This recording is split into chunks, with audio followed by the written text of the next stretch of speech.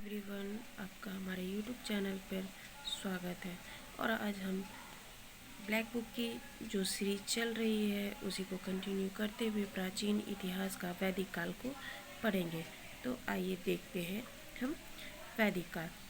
आर्य पूर्व आर्यों के साथ अपने संघर्षों में सफल हुए क्योंकि वे घोड़ों द्वारा संचालित रथों का उपयोग करते थे।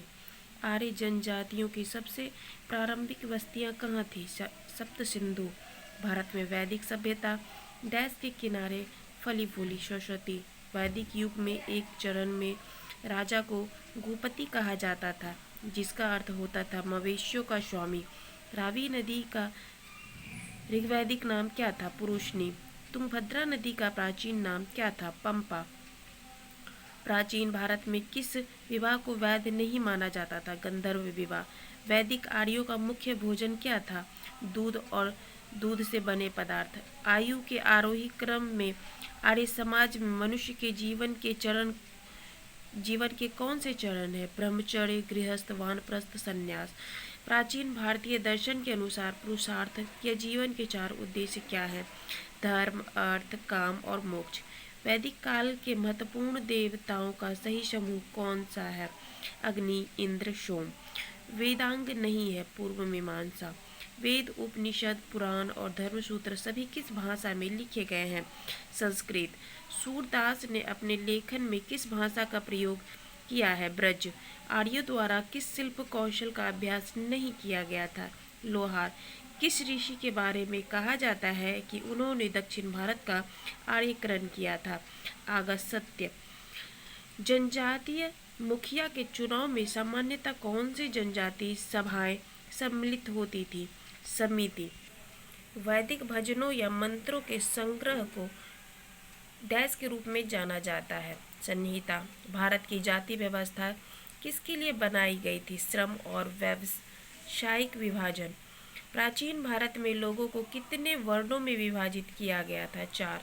चार ज्ञात वर्णों में कौन सा वर्ण प्रथम स्थान पर था? ब्राह्मण।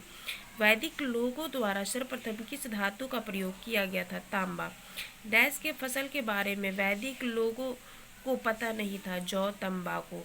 वैदिक काल में राजा लोगों से जो कर वसूल करते थे उसे कहते थे बलि। वेद शब्द का क्या अर्थ है? ज्ञान। यज्ञ के सूत्र किस वेद में है? यजुर्वेद में। भारतीय संगीत की उत्पत्ति का पता किस वैदिक संहिता से लगाया जा सकता है? सामवेद। चारों वेदों में सबसे प्राचीन वेद कौन सा है? ऋग्वेद। कौन सा वेद प्रारंभिक वैदिक युग की सभ्यता के बारे में जानकारी प्रदान करता है? ऋग्वेद। रुद्र शब्द का प्रारंभिक स्रोत किस वेद को कहा जाता है? ऋग्वेद। ऋग्वेद के सबसे प्रमुख देवता कौन है? इंद्र। ऋग्वेद का कौन सा मंडल पूरी तरह से सोम को समर्पित है? 9वां मंडल। मनुस्मृति जिस विषय से संबंधित है वह किससे संबंधित है? कानून। उपनिषद है हिंदू दर्शन का स्रोत। उपनिषद शब्द का शाब्दिक अर्थ क्या है? श्रद्धापूर्वक पास बैठना। सत्यमेव जयते शब्द किस उपनिषद से लिया गया है? मुंडकोपनिषद से। वैदिक गणित का सबसे महत्वपूर्ण पाठ क्या है? शुल्वासूत्र। डैश को वेदांग भी कहा जाता है? उपनिषद को। वेदांगों की कुल संख्या कितनी है? 6। वेदांगों के संदर्भ में डैश अनुष्ठान को दर्शाता है? कल्प। किस वैदिक ग्रंथ में पहली बार पूर्वी और पश्चिमी समुद्रों का उल्लेख मिलता है? शतपथ ब्राह्मण में। कौन सा वेद वेदत्रयी का हिस्सा नहीं है? अथर्ववेद। किस वेद में जादुई माया और मंत्र दिए गए हैं? अथर्ववेद। नचिकेता और यम के बीच प्रसिद्ध संवाद का उल्लेख किस उपनिषद में मिलता है? कठोपनिषद में। हिंदू पौराणिक कथाओं के संदर्भ में कौन सा भगवान विष्णु के 10 अवतारों में से एक नहीं है? गरुड़। वैशेषिक दर्शन के प्रतिपादक कौन है? कनाद। तोलकाप्पियर भाषा के प्रसिद्ध प्राचीन व्याकरणविद हैं? तमिल। सांख्य दर्शन शास्त्र स्कूल की स्थापना डैश द्वारा की गई थी? कपिल। कामसूत्र मूल रूप से 3री शताब्दी में भारतीय ऋषि द्वारा संकलित किया गया था जो उत्तरी भारत में रहते थे? वात्स्यायन।